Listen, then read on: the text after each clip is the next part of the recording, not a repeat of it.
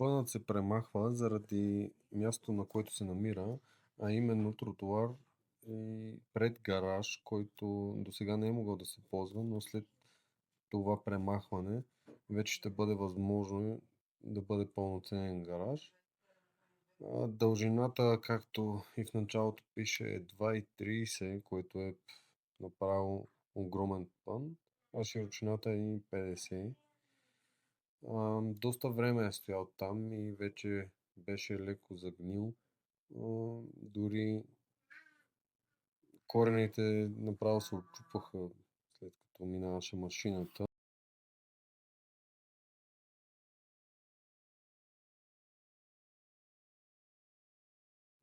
Тук може да видите отстрани до машината има парчета дърво. Те бяха отрязани, но не съм го заснел, за да се намали малко от височината и за да може по-лесно самата фреза да влезне и да свърши работата по-бързо и по-ефективно. Както се вижда на клипчето, няколко пъти се качвам отгоре върху пъна, почвам от начало, след това в периферията, пак навлизам до средата, пак се връщам в началото.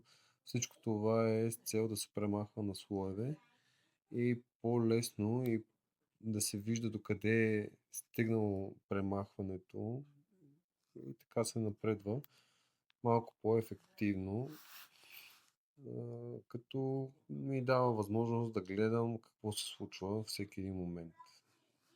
Фрезата, виждате самата марка каква е, мога да кажа, че е самоходна и тежи около 230 кг, което ако не беше самоходна фреза, щеше да затрудни доста работата.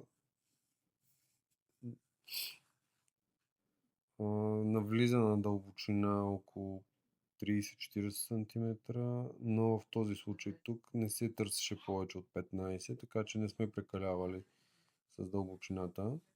Още повече, че камерата е сложена върху един трафопост и не исках да навлизам много в дълбочина, за да не засегна кабели.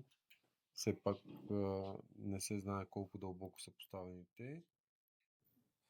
Още повече, че и самите павета, които са на тротуара, са доста близо до началото на дънера, където също трябва да фрезовам и не искам да нараня самите ножове при навлизането в земята.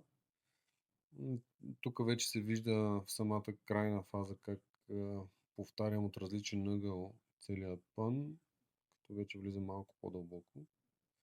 Няма да се види абсолютно всичко до края на видеото, но след това преминаване, което сега се вижда, минавам още един път от същия ъгъл на вече около 15 см дълбочина. По този начин си гарантирам, че всичко е свършено до край. Тук има един момент, в който премахваме една част от чипса и стърготините в камиончето. Да, ето сега се вижда. За да не е чак толкова много материала, понеже се натрупва изключително много материал на земята и машината почва да го гази и става малко по-трудно за работа. Сега при това почистване се опипва малко или много. Виждате тук как съм стъпил, се вижда докъде съм стигнал.